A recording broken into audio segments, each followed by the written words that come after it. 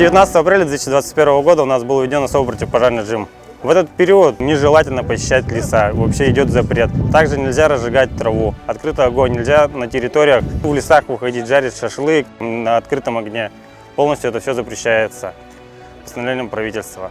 Уважаемые жители, просим вас не посещать леса, не разжигать открытого огня, чтобы не допустить лесных пожаров.